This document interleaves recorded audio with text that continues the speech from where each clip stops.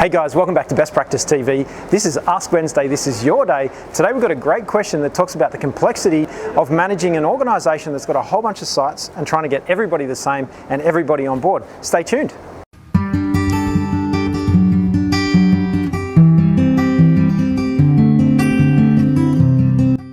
Hey guys, in this episode of Best Practice, we're talking about a question that I've been asked a number of times in the last week, and that is how do we get everybody on board and everybody working the same at scale across an organisation that's got a number of businesses at a number of different sites. And this question comes in from Alan Norman over in New Zealand, and he's asked me a question about how do I get my whole business on board when we've got a whole bunch of different scopes, a whole bunch of different activities, but we want to have everybody under the one management system. So this is relevant for you guys out there that are ISO 9001 quality managers.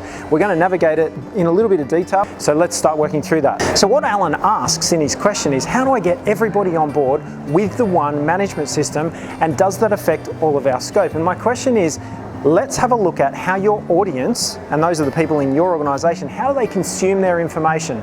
So A, what's the platform you're going to use, and then B, what do you want them to do? So it doesn't matter if they've got unique little policies and manuals and procedures and all that sort of stuff at a grassroots level at the site that they're working. What's really important is that they understand what the workflow is and they can see it from a high level. So don't put information out into your organisation that people aren't going to read. Don't waste money writing procedures if they're not going to read it. Have a think about the platforms that they use to consume content, to give them guidance so they can grow, and then duplicate what you're doing on those platforms. So it might be that you do a bit of investigation, a bit of a consumption analysis of how people get instructions and guidance, and use those platforms. At a very high level, have a really simple process flow that describes the workflows that happen on those sites at those locations. Don't forget then to map in your compliance requirements so you can get a really good understanding of what are the other things that people need to comply with, whether it's customer information, legislative information, regulator information, contractual information, staff information. Map those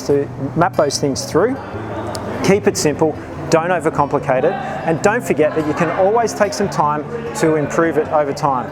So what you want to do is just take a little bit of time to digest how people are digesting their information, how you can serve it to them so that it can be really effective, recognizing that you've got a really high level process flow that describes what's going on, and you can give people the 30-second elevator pitch of what your management system looks like. So I hope this information has helped. I spent a long time on the phone with Alan explaining this and going through this process, so he was happy. I think it's a question that's relevant to everybody out there that follows best practice.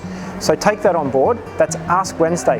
Don't forget to have a look at our YouTube channel. I think there's a few of you out there that are missing out on the videos that come out on every Tuesday, Wednesday and Friday, so don't forget about that.